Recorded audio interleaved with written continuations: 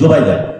তো উনি যে প্রোগ্রামগুলোতে যাচ্ছে রাষ্ট্রের টাকা খরচ করে কোন ক্যাপাসিটিতে যাচ্ছে, এবং ওনার মেয়েও তো বাংলাদেশে হলো নিয়ে আসছে, কোন ক্যাপাসিটিতে রাষ্ট্রীয় প্রোগ্রামগুলোতে অংশগ্রহণ করছে। রাষ্ট্রের কোনো পদ আছে? নাই।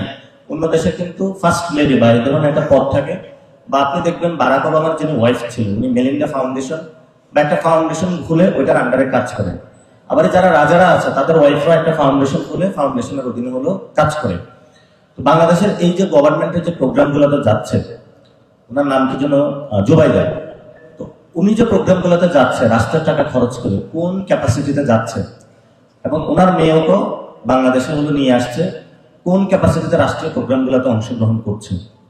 তারপরে একজন বাংলাদেশের যিনি কলকাঠি নাড়েন, ইসমাইল জবিউল্লাহ নাম, মানে প্রশাসনের সবচেয়ে যিনি কলকাঠি নাড়েন, ওনার একজন শালা আছে মুস্তাফিজুর রহমান হিরো, তাকে নিয়ে বানাইছে হলো আপনার আইডিয়াল কলেজের মনে সভাপতি। এরপরে হলো আপনার ক্রিকেট বোর্ড গুলাতে দেখবেন সবাই বাচ্চা কাচ্চাকে দিয়েছে। বাংলাদেশে তো কিন্তু এক ধরনের মোনার্কি আছে, এবং এই মোনার্কির বিপরীতে কিন্তু যখন দেশটার নাম দিয়েছেন People's Republic of Bangladesh. Republic শব্দটা হলো গণপ্রজাতন্ত্র, যেখানে জনগণকে সার্বভৌম ক্ষমতার অধিকারী দেওয়া হয়েছে। কিন্তু বাংলাদেশের সার্বভৌম ক্ষমতার অধিকারী হলো দুইটা গোষ্ঠী, একটা হলো শেখ ফ্যামিলি যাকে আমরা বিদায় করেছি, আর একটা জিয়া ফ্যামিলি আছে।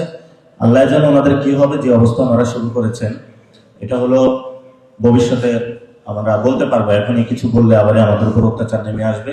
একটু স্ট্র্যাটেজি করে চলতে হবে হ্যাকমতের সাথে।